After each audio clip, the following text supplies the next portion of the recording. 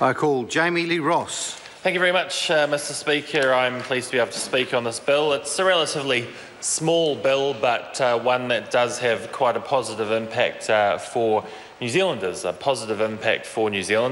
that they can continue to see the New Zealand Superannuation Fund go from strength to strength.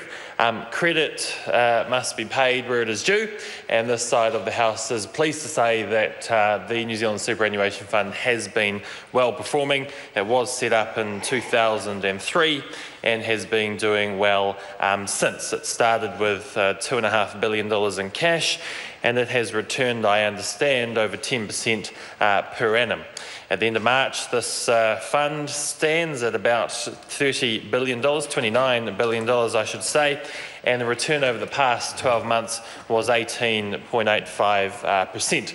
The New Zealand Superannuation Fund, the guardians of that fund, however, have been discussing with the government over some time about some changes to the legislation in which they operate under. These changes are contained in this bill that we discussed today. The changes would effectively enable the fund to use fund investment vehicles to enable them to invest more efficiently and effectively in some certain areas where they've otherwise been inhibited in the past.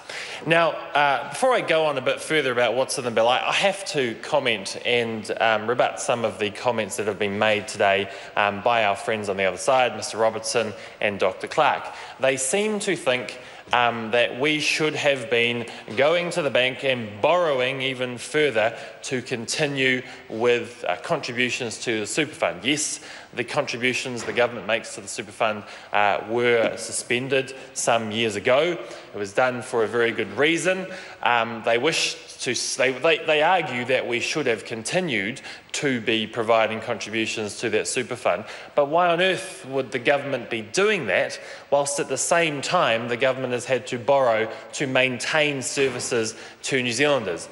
They like to stand in the House now and say that we should be getting back to surplus faster than what we are planning to, that we are not doing the super fund by rights. We're not doing favours to the super fund by not going back to providing contributions because we haven't been able to make surplus so far. But I remember, as many others on this side of the House remember, during the election campaign, speeches from the opposition during the past year or two when they continually come up with ideas for spending more money.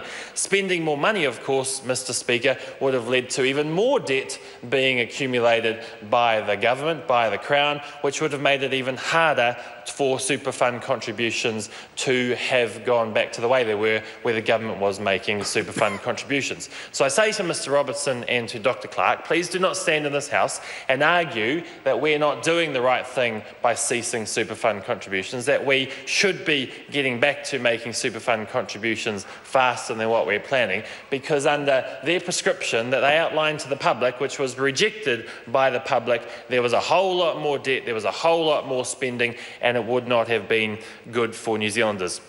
We do have a Minister of Finance which is working hard and has seen an economy continue to improve, continue to get back on its feet, and Mr Speaker, I think New Zealanders are pleased with that and are happy with the economic prescription that we have.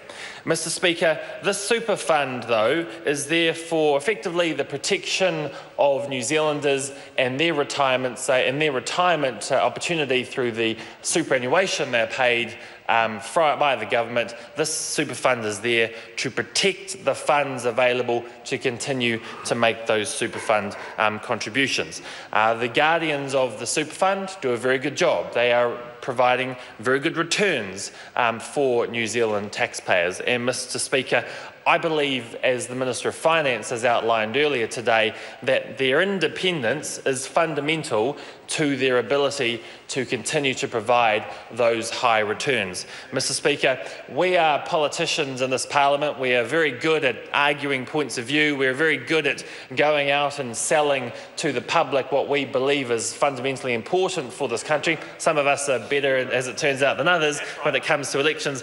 But I have to say, Mr Speaker, that well, just talking about the election results, Mr Galloway, we are politicians, though. We are not experts on investing funds through a superannuation fund. We are good at arguing in the Parliament, but when there's $30 billion of assets sitting there that we want to continue to see increase in size every year, the Guardians, through their independence and through their structure, are best placed to be making investment decisions. So, Mr Speaker, the Minister of Finance has quite rightly outlined that he plans to bring an SOP during the committee stage.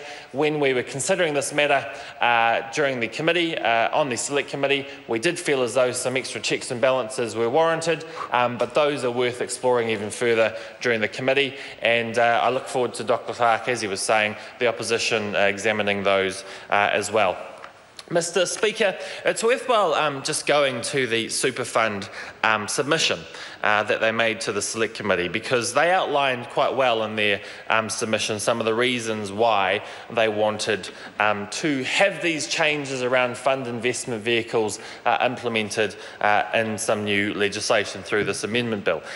They believe, Mr Speaker, that some of the costs that they have incurred by having to go through a relatively complex way of achieving the goals they want to achieve has led to about $30 million of cost to the fund.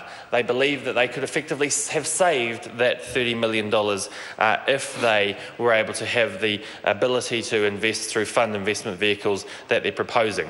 So I just want to read out some of the comments that they made in their submission, where they spoke about the fact that having the ability to establish and control fund investment vehicles formed for the purpose of holding, facilitating or managing investments would allow the Guardians to negotiate a more specific mandate with investment managers, as opposed to being one of a number of investors in a pooled fund. Again, we talked about independence earlier in this Parliament, and there is greater independence there should they be able to use fund investment vehicles. They have more say over the jurisdictions where the investment vehicle is located, and that's important, Mr Speaker, for the Superannuation Fund to be able to make the best decisions for New Zealanders through the fund.